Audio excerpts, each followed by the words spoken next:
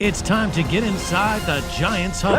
Let's go! On Giants.com. I like it. And the Giants mobile app. Boom, give me some juice. Part of the Giants Podcast Network. Let's roll. Well, Chris Snee's story with the Giants is still not yet complete. You know, we talk about the Super Bowls, we talk about the Pro Bowls, the Ring of Honor, now a member of the 100 greatest Giants of all time, also now a Giant scout. Chris, it's so good to see you back here.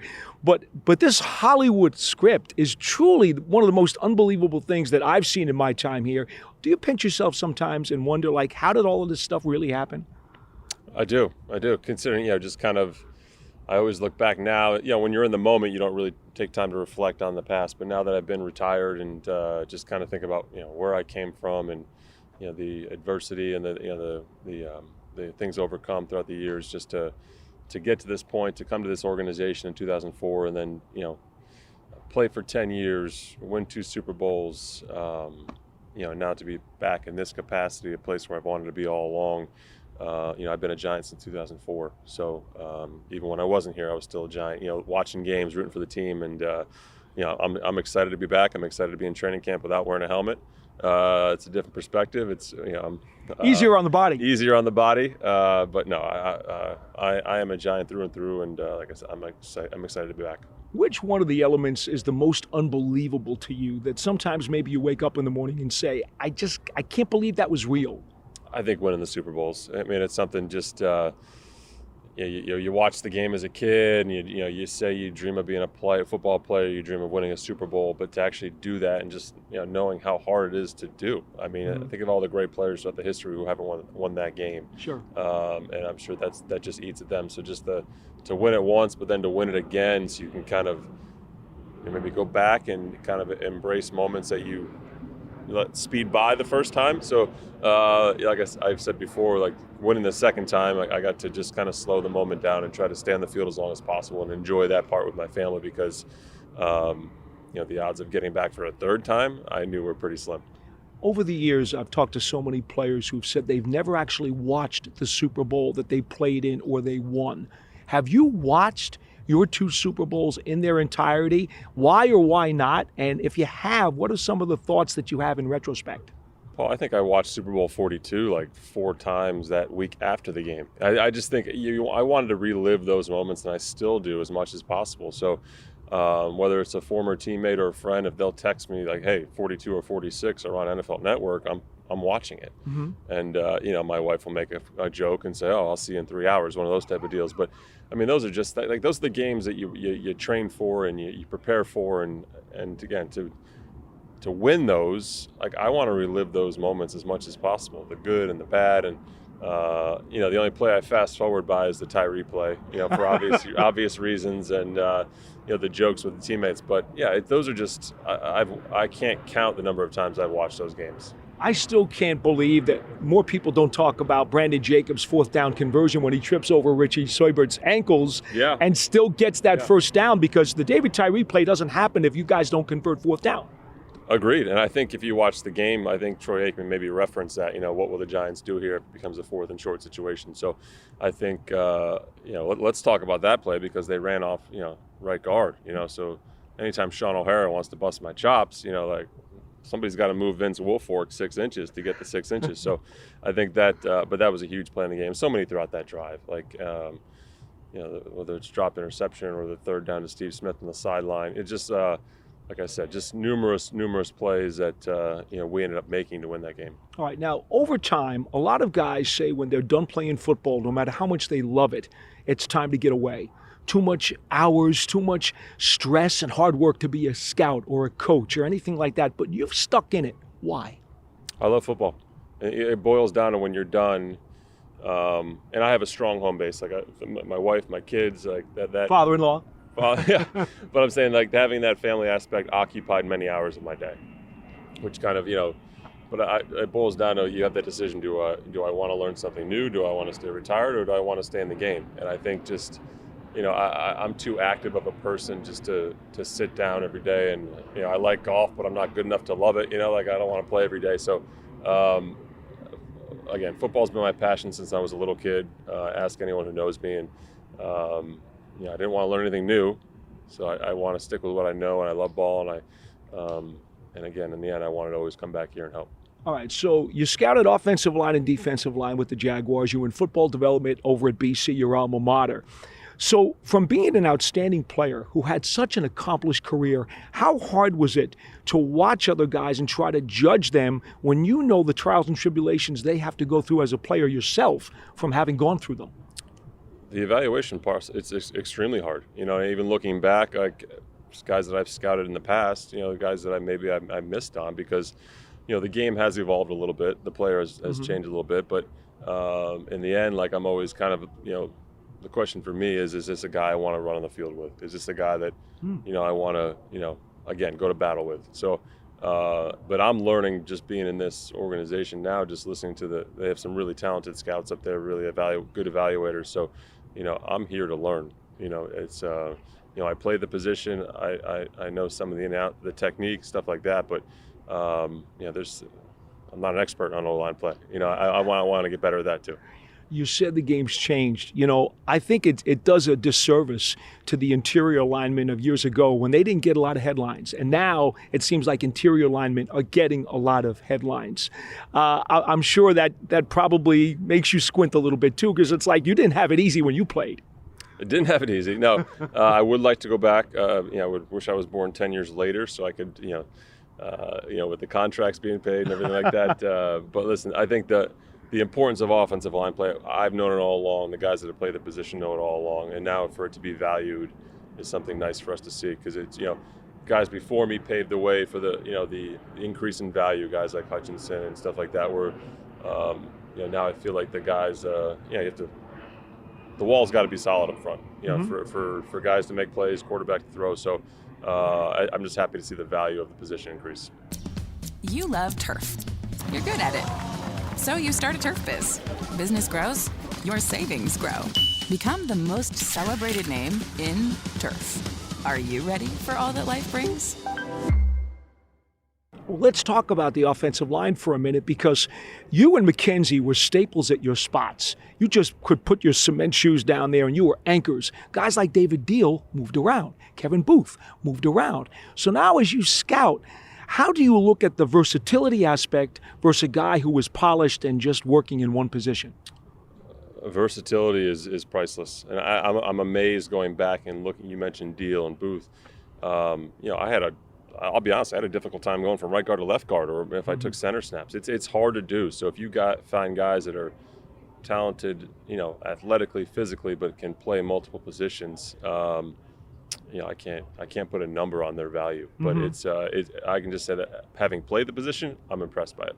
So as you sit here now as a scout with the Giants, have you expanded your role into other positions as well? Is it just general game planning stuff? What does it involve for you in day-to-day activities? I think the first and foremost is just trying to get to know the team. I think that's kind of what I'm doing now because, for years, whether it was here or Jacksonville or Boston College, my eyes were solely on the offensive line. But, like I said, I want to grow in this field, and I want to kind of learn everything. So, sure, I'll spend most of my time with the bigs, which is honestly the position I want to watch. But I also know in order to grow, I need to watch everyone. What has surprised you as you've learned the other positions? Something that you just never thought of, and it's like, oh, wow, that's pretty cool. I didn't know that, even though you played the game for a decade. I just feel like, the eyes, the angles, some of the hand use, it correlates to all positions. And I just feel, for offensive line play, you harp on your angles to get to point, the intersection points against, superior athletes. But really, it applies to all positions, and the importance of, just being smart as a football player. I mean, that applies to everywhere on the field. Okay, final question.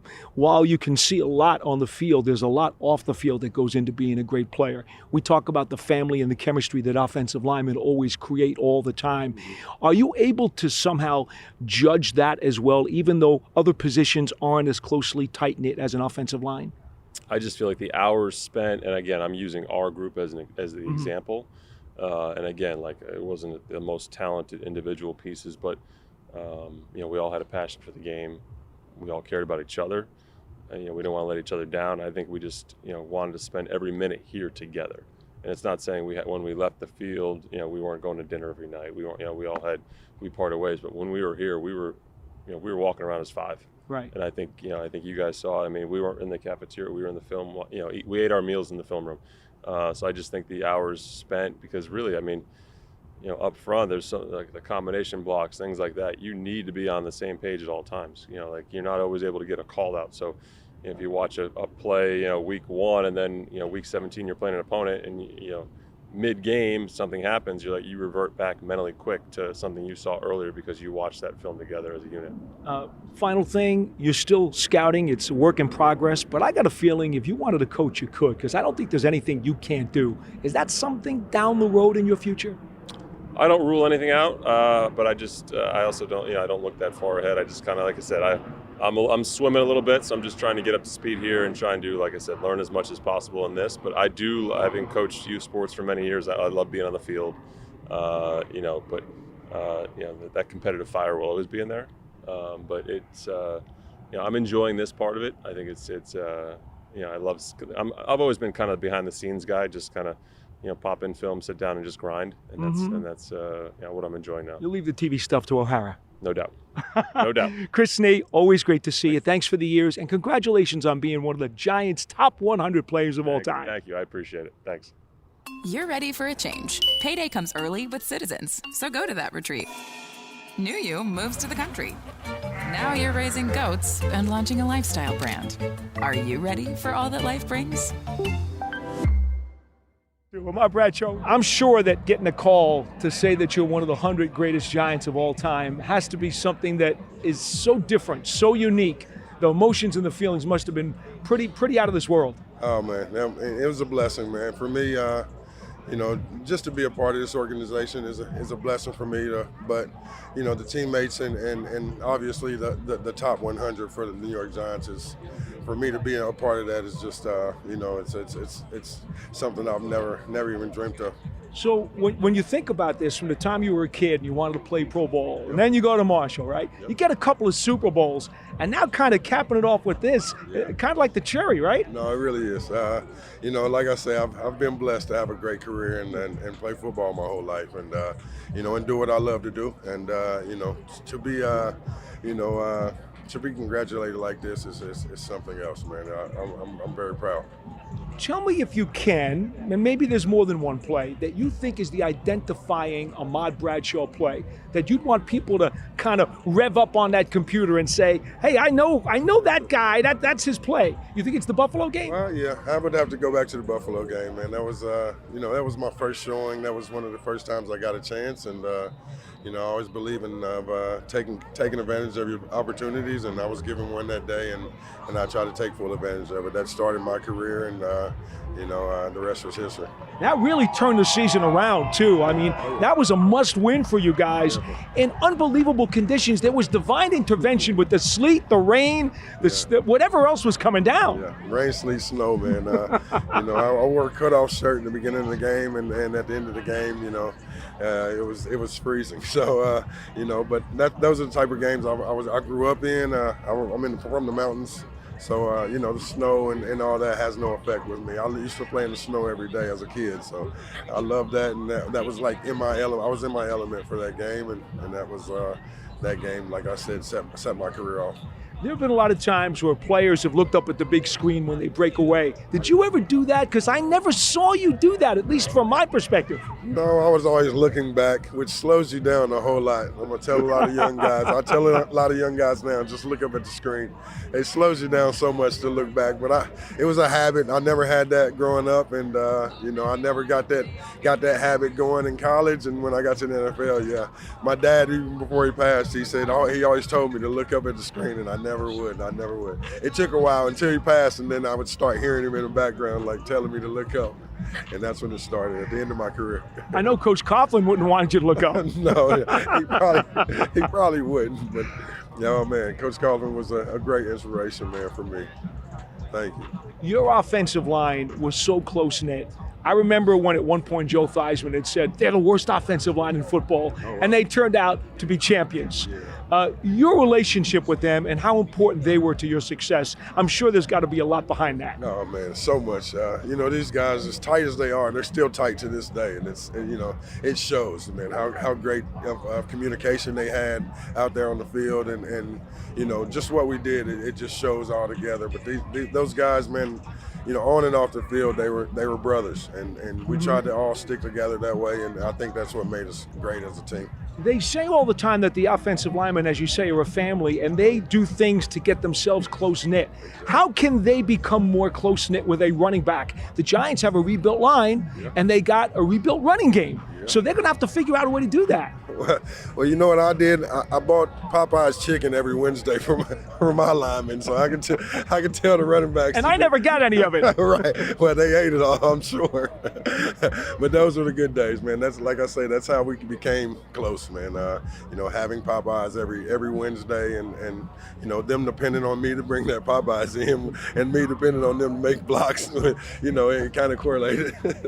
All right, so let me ask you about this running backs room now. So Devin Singletary is a steady, durable back. Maybe not as spectacular as some other guys who have been here over the years, but what do you see in him? What can allow him to succeed as maybe a back by rotation here? Well, I see the spark, man. He has a spark, something like what I brung to the offense. He can make big plays at any time. He's feisty guy. He's a small feisty guy, as I would call myself. So, that spark and bringing that to the offense always helps, man. When you see a smaller guy come and play big, and that's what we try to do as running backs. I think he'll be fine. And just the help that he has behind him, I think they'll be fine. You just got to learn how to use it, learn how to work together. Brandon Jacobs and I, we used to give each other drives every other drive. Every 2 drives we'd get comfortable. Like stuff like that just helps you be successful. I'm so glad you brought up Brandon Jacobs, because if it wasn't you, it was him. Both of you guys, you just said that word spark a little while ago. If you can evaluate for me the actual value of when you made a really ferocious run or Brandon made a ferocious run, what difference that made in the huddle for you guys when you went up to the line for the next play? Well, you know what? They called me Sparky. The linemen called me Sparky because I was a spark plug. I try to bring the energy towards the end of the game or towards the end of the series. I try to bring that spark and keep those guys up, and that's just what I like. I like to bring the fire to the team and try to spark these guys up. As much as today's become more of a passing game, and the Giants look like they're built a little bit more for the pass these days. But I tell people all the time, if you can't run the ball when you want to, it's a problem. Late in 2011, even though Eli carried you guys most of the way, you started to get that running game going when you need it. How important is that? Oh, very important. It takes a lot of pressure off the quarterbacks. The running game takes so much pressure off them. And, as a lineman, you don't want to pass block all game. You want to get downhill, and that just takes so much pressure off the team, the offense, the coordinators and making calls. I think, that the downhill force, I think, will be fine if we can keep it moving. All right, let me ask you a little bit about this quarterback, because Daniel Jones coming off the ACL, it's a tough thing. Thank goodness you never had something quite like that, for goodness sakes. But he looks out here like he's doing marvelously well. What does he have to do now to take his game to the next level? He's got obviously really good receivers in this room. I think it's just patience. The same with everybody else. Just give him, just give him a chance. We have a great line. We got some great backs. We got some great receivers. Now he has a chance. Give him a chance. I think he'll do great. Daniel Jones is very active with his feet. I've always said he'll be fine. He's comfortable now. I think it takes a few years for a quarterback to get comfortable, and we'll see this year after how it goes. I remember the receivers you had in your receivers room when you were playing. They made your job easier, didn't they? No question. And now this receivers room is as good as they've had here in a lot of years. Well, it keeps the defense honest. Keeps the safeties out the box. When we have great receivers, and I think the running backs appreciate that, having good receivers and a quarterback that can get them the ball. Yeah. Final thought: what does motion, pre-snap motion, do for an offense? Gilbride wasn't real big on that, but it looks like this staff wants to do more of that this year. What can that add? What kind of oregano can that add to the pizza? I think it just opens the offense up. It gives them so many chances to do so many different things on both sides of the ball, and defensively, it keeps the defense on the toes. It shows their man coverages. It shows their zones. Motion does a lot of things for the offense to help set up the plays and also just to set up the game in certain senses. Speaking of motion, what's your 40 time today? You look great. I haven't ran a 40 in a long time, man, but I think I feel pretty good today. I think so too. Ahmad Bradshaw, always great to see you. Thanks for your time. I appreciate that. Thanks for having me.